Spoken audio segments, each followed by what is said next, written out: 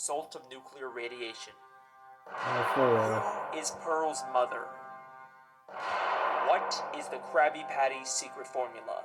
These are by far the three biggest questions in the show SpongeBob SquarePants, and today I'm going to be answering all three of them and more with just one theory. Get ready for the darkest SpongeBob conspiracy you'll ever see. This is the evolution theory.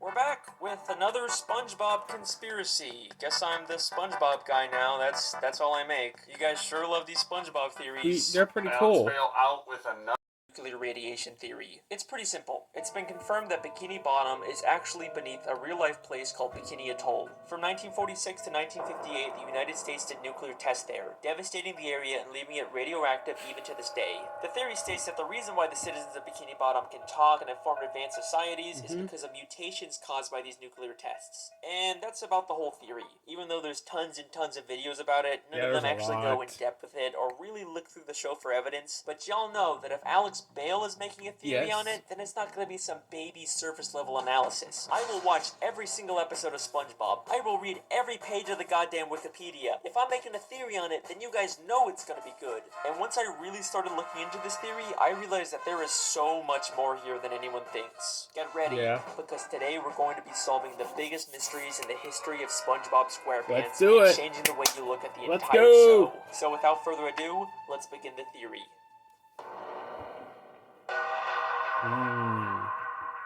In order to find out whether the Bikini Atoll theory is true, we first have to determine whether fish talking and being so intelligent is unique to Bikini Bottom, or if that's just the way the SpongeBob universe works. You know, it could just be that all animals in this world are able to talk, and that's completely normal because at the end of the day, SpongeBob is still just a cartoon. Well, if we take a look at Season 10, Episode 10, Feral Friends, we get a bit of a hint about how the SpongeBob world works. In this episode, a green moon appears and transforms all the characters into less cartoony, real-life versions of themselves.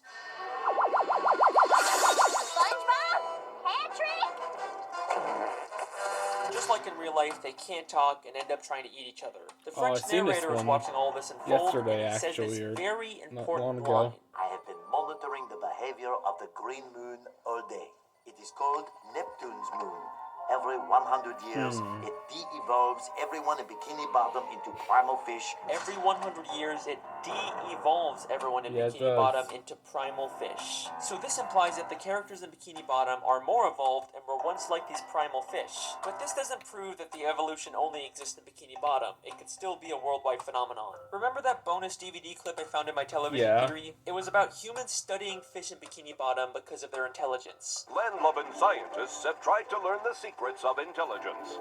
Their studies led them to the sea, where the citizens of one undersea colony demonstrated a genius so enormous, the scientists felt compelled to record their actions for use in teaching mankind how to live better. This makes it sound an awful lot like the fish in Bikini Bottom actually are uniquely evolved, and it's not some worldwide phase. Then, in the SpongeBob 20-year anniversary special, SpongeBob's Big Birthday Blowout, we get a major piece of evidence for this theory. SpongeBob and Patrick take a tour of the surface world and eventually go to a fish store and see some very realistic, less evolved fish.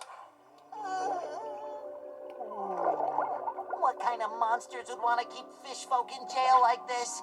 They're so beautiful. They can't talk back to SpongeBob and Patrick, and they're actually able to swim freely through the water instead of being affected by gravity. They are clearly showing us that both evolved and primitive fish exist in this universe at the same time. Now, sometimes we've seen Bikini Bottom characters represented as realistic fish like this, but only when they're out of water, never while they're still in water like these fish. We even see this again in the beginning of the third SpongeBob movie, Sponge on the Run. The movie opens with a coral reef full of these realistic primal fish, but eventually we get to Bikini Bottom where the more evolved fish live. So there you go, direct proof that the citizens of Bikini Bottom are uniquely evolved. This is a very deliberate world-building choice for the creators to make. So I guess that kind of confirms the Bikini Atoll theory. Theory confirmed! We did it! Woo! Well, let's hold on for a second. As much as I'd love to call this theory complete, there's actually one major piece of evidence that gives me some resistance. Something I've never seen anyone else bring up when talking about this theory. Prehistoric Bikini Bottom. We've seen episodes like UGG or SB129 that show Bikini Bottom millions of years in the past, but we still see evolved versions of SpongeBob and Patrick. Sure, they may not be super intelligent True. or advanced, but they're still clearly way more evolved than the primitive, realistic versions we see in Feral Friends guess or in the it's fish not store. connected, So, then. how are we seeing these evolutions millions of years before the Bikini Atoll tests? Well, unfortunately, I think the only conclusion is that the Bikini Atoll theory just isn't true. I mean, clearly something has caused Bikini Bottom citizens to be uniquely evolved, there's no denying that. But whatever caused it took place millions of years ago and couldn't have been the Bikini Atoll nuclear tests. Then, what really caused the evolution? In the entire show, the only thing we've seen that directly affects the evolution of characters is the Green Moon and Feral Friends. Neptune's moon? Except the French narrator specifically calls it Neptune's moon, It is called Neptune's moon. named after the ruler of the seven seas, King Neptune. King Neptune is a character who's been around since the beginning of the sea. He's a character who the Bikini Bottom citizens view as their god, and he's a character who has the ability to change fish into other forms. I like that. That was a good movie. King Neptune used his magic to turn the fish of the sea into more evolved subjects for him to rule over. He's the one who's been behind it all this time. Now, I could spend this entire video talking about King Neptune and his weird continuity and contradictions in the show, but I'll save that for another It's the theory. next video, What I'd much actually. rather talk about are the implications of having evolved and primitive fish coexisting in the sea. Now, we know that this evolution isn't specific to just Bikini Bottom. We've seen different cities and places far across the ocean that still have talking fish, which makes sense because the True. marine life in Bikini Bottom has evolved to resemble humans, so it's no surprise that just like humans, they've expanded beyond Bikini Bottom and colonized other areas of the sea. But now, I have an interesting question for you. What is the relationship between evolved fish and primitive unevolved fish? Well, they probably just peacefully coexist in the sea without bothering each other. You know, just like real-life humans and animals. Ha. Wait a second.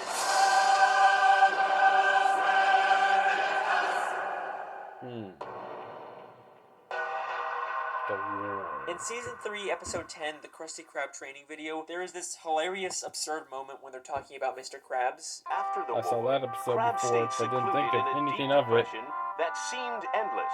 Like, what war happened in Bikini Bottom? They just tell us this and then completely drop it. But with this new context, is it possible that crabs fought in a war against these primitive, wild fish of the sea? I mean, let's remember in Feral Friends, some of those de-evolved fish were massive compared to the evolved fish, and they immediately started attacking each other.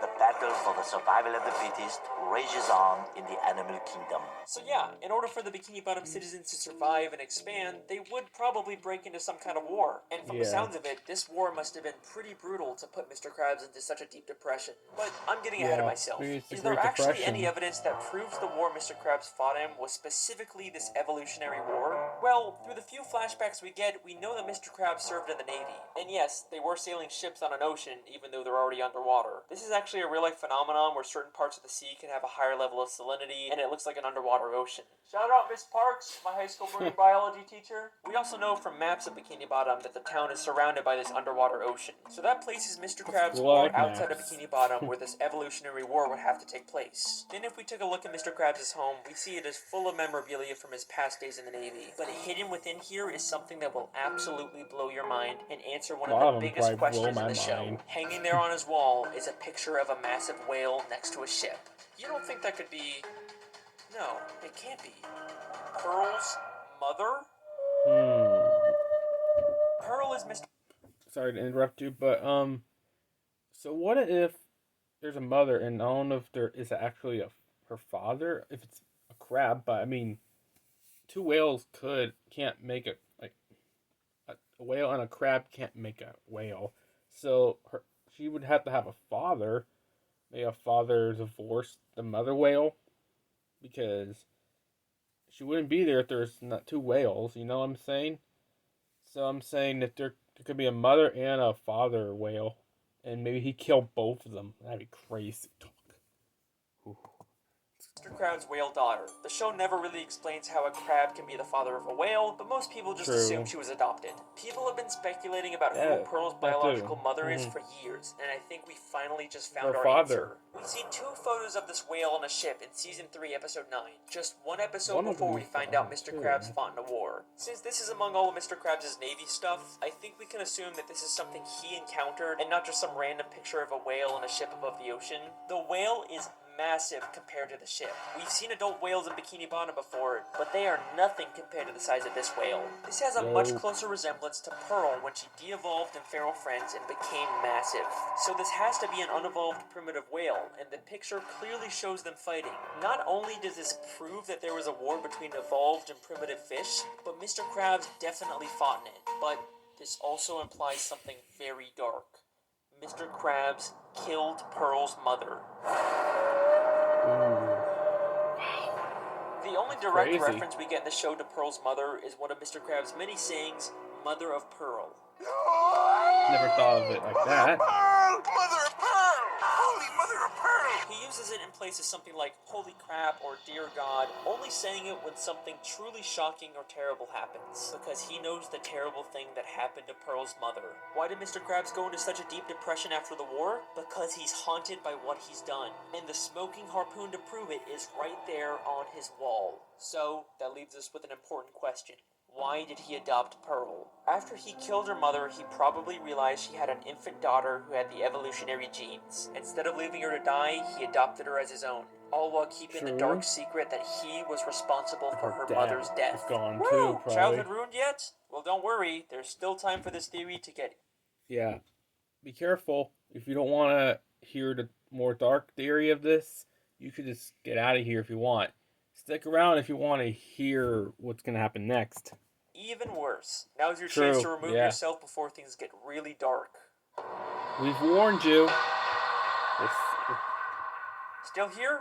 Okay, so here's a fun question. What's the deal with all the pets in Bikini Bottom? How come most fish are basically humans, but a snail or a worm acts like a pet? Well, just like humans have domesticated wild animals, it should be no surprise that evolved fish have domesticated primitive fish as pets. Unlike the massive primitive fish that the Bikini Bottom citizens had to go to war with, there's also smaller primitive fish like jellyfish, snails, spirit worms, seahorses, and clams that the Bikini Bottom citizens were able to form a symbiotic relationship with. Aw, and I thought you said this was going to be the dark part, Alex. They're living peacefully together. That's nice. Okay, you got me. Here's another fun question. Where do the citizens of Bikini Bottom get their food? I mean, sure, some of it is plant-based, but there sure does seem to be an awful lot of meat-based food under the sea. I think you know where I'm going with this. The Bikini Bottom citizens eat primitive fish. It's disguised as a burger. It's not cannibalism if they're less evolved than you, right? There's no moral dilemma there. In Season 3, Episode 13, we see direct proof of this when the characters go fishing for primitive clams. This is something completely normal in this world. And then there's the chum bucket, which sells chum. Chum. I never thought of it like that Chum is either. literally just ground up fish. The show isn't even hiding this. Now, we don't really see too much of the meat harvesting side of Bikini Bottom, and I'm not surprised they're keeping it on the DL, you know, with the whole cannibalism thing, but there is one secret to making food that is kept more secret than anything in Bikini Bottom. We know what it is. Warning, this one's much darker than this other one was. You could go out of the way if you don't want to see this part. The best kept secret in the entire show. You already know what I'm going to say. The Krabby Patty secret formula. Throughout the show, there's been lots of contradictory evidence about the Krabby Patty secret formula. In Season 4, Episode 7, Mr. Krabs says it's an old family recipe. Your mother knows the Krabby Patty formula? Of course she does! It's an old Krabs family recipe! But in Season 5, Episode 1, apparently Mr. Krabs discovered it on his own by accidentally mixing random ingredients together.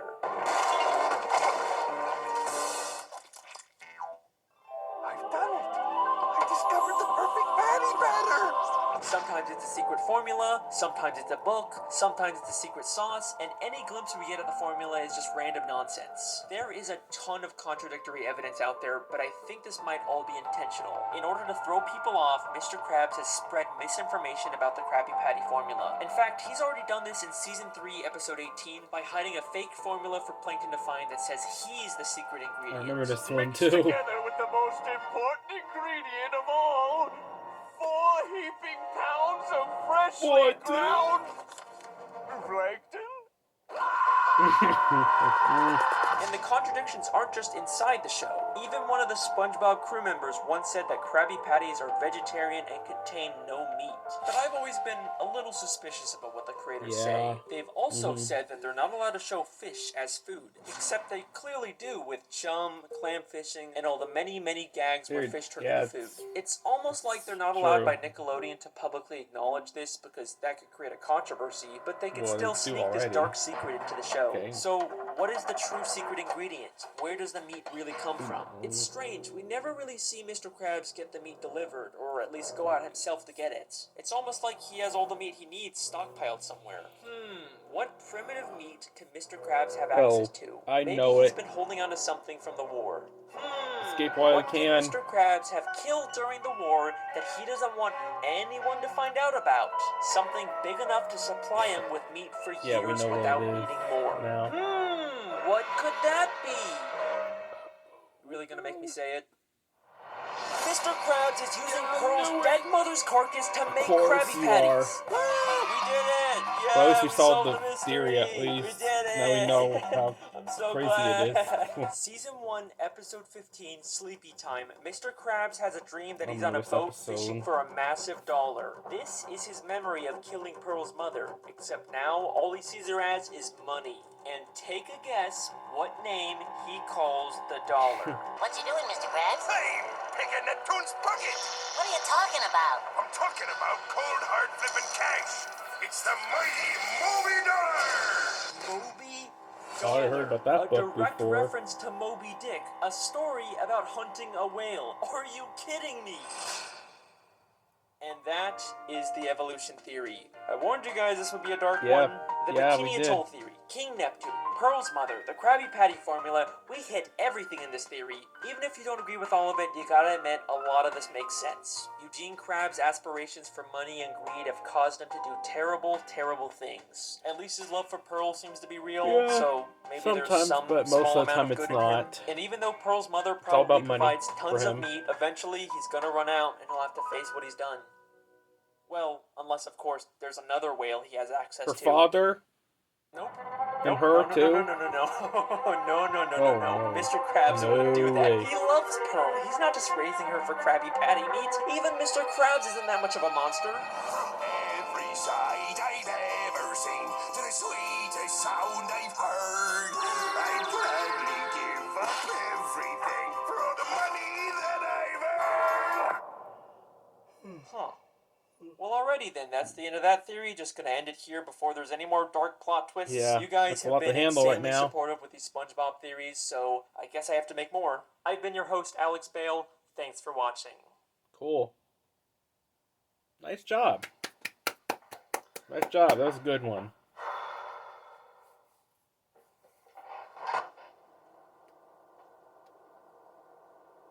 He's good at making scary films, horror films, and all that.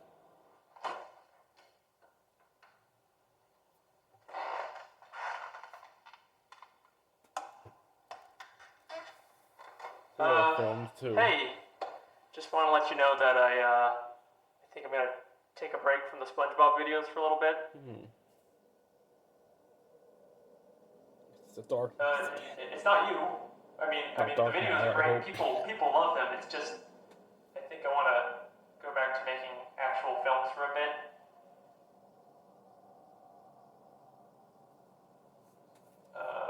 Okay then. Thanks for everything. I guess I'll just see you around.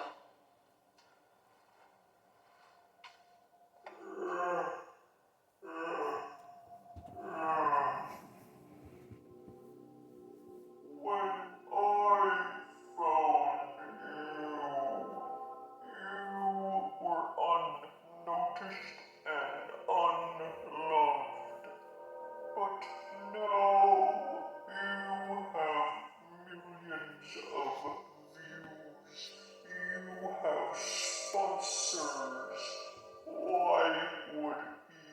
I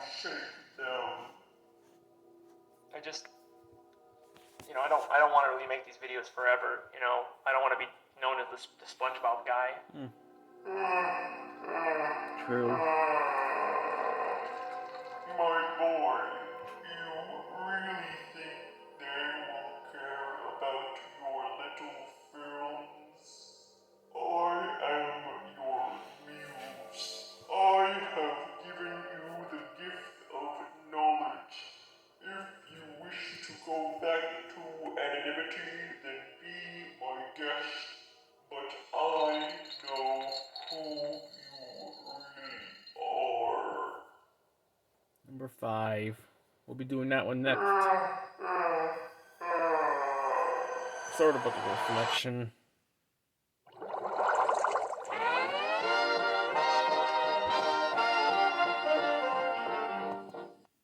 Well, next we are gonna be doing number 5. Number 5 is 22 minutes. So I don't think we're gonna actually do it in this video because we've done a lot of this one. So next video we'll be doing the 5th theory, number 6, 7, and preview of 8. Little long preview of 8. So thanks for watching. Don't forget to subscribe and subscribe to him too. He's done a lot of work on that. It takes a lot of work to do it. I don't do as much as he does. So make sure to like the video of his if you are interested in watching his videos. So also thanks for 300 and some subscribers for me. I don't do as much yet, but I'm doing my best. Also, we'll be doing more. We'll be doing some really fun games and I'm doing these to celebrate 300 subscribers. So I'll be doing Kirby's Return to Dreamland once we get to actually 400. I hope that's not too much to ask. So thanks for watching. Don't forget to subscribe. I'll see you guys next time.